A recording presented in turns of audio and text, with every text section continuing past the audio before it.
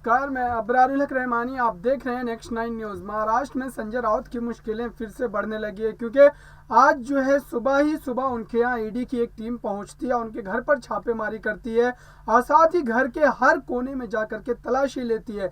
इस पर संजय राउत ने ट्वीट करके एक तरीके से हमला बोला है केंद्र सरकार और ईडी दोनों पर। उन्होंने कहा कि बाला साहब ठाकरे से जो आदर्श मिले हैं, मुझे उन आदर्शों की वजह से आज मैं ईडी के इतनी बड़ी सख्त कार्रवाई होने के बावजूद मैं डर नहीं रहा हूं। और अगर भारतीय जनता पार्टी ये सोच रही है कि आने वाले समय में संजय राउत को इस तरीके के दबाव बनाने की वजह से उन्हें झुकाया जा सकता है, तो ये गलत फहमी है उनकी। यह आज की बड़ी खबर है, ब्रेकिंग न्यूज में आपको बता रहा हूं कि संजय राउत जो कि शिवसेना के एक कद्दावर नेता है, शिवसेना में अगर उद्धव ठाकरे के बाद किसी नेता को जाना जाता है या उसकी कद को पहचाना जाता है, वो नाम है संजय राउत का। और संजय राउत लगातार शिवसेना पार्टी की जब सरकार हुआ करती थी, जब उद्धव ठाकरे सरकार में मुख्यमंत्री हुआ करते थे, तब कहीं ना कहीं संजय राउत जो है वो खुल करके बयानबाजी किया करते थे भारतीय जनता पार्टी के खिलाफ।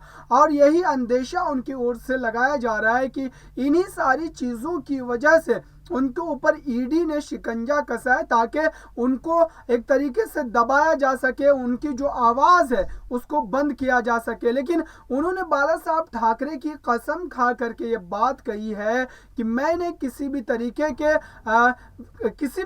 के जो जमीन विवाद को लेकर के लगातार ईडी उन पर हमला कर रही है और ईडी उन पर छापेमारी कर रही है। उनके अलग अलग ठिकानों पर जाकर के ईडी ने तलाशी ली, लेकिन अभी तक उनको कोई बड़ा सुराग जो है वो नहीं मिला है। उन्होंने कहा कि पात्रा चौल भूमि विवाद को लेकर के मुझे फंसाने की कोशिश की जा रही है, क्योंकि मैंने नरेंद्र मोदी सरकार के खिलाफ खुल करके बोलने का काम किया था जब उद्धव ठाकरे सीएम हुआ करते थे।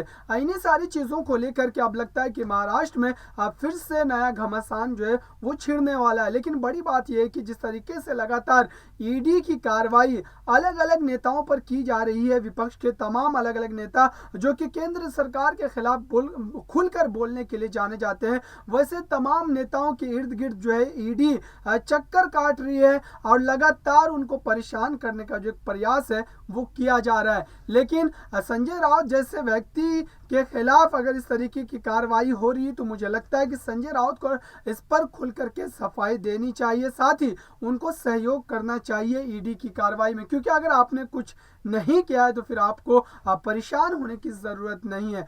चाहे ईडी की तरफ से कितनी भी छापेमारी की जाए, कितने भी आपको परेशान किया जाए, लेकिन बड़ी बात यही है कि शिवसेना के लीडर होने के नाते उन्होंने बाला साहब ठाकरे की कसम खाई है। और ये बड़ी बात है, अगर बाला साहब ठाकरे पर सही मायनों में यकीन रखते हैं और उनकी बात को अगर स्वीकार कर लिया जाए, तो उन्होंने साफ तौर पर कहा है कि मैं बाला साहब ठाकरे की कसम खाता हूं कि मैंने पात्रा भूमि चौल विवाद में किसी तरीके के घोटाले में खुद को मुलविस नहीं किया है और न ही मैं उसमें किसी तरीके से भी शामिल हो। ये सारी बातें संजय राउत के द्वारा ईडी के छापेमारी के बाद ट्वीट के जरिए कही गई है। देखते रहिए ताज़ा तरीन खबरों के लिए नेक्स्ट 9 न्यूज़ को। धन्यवाद।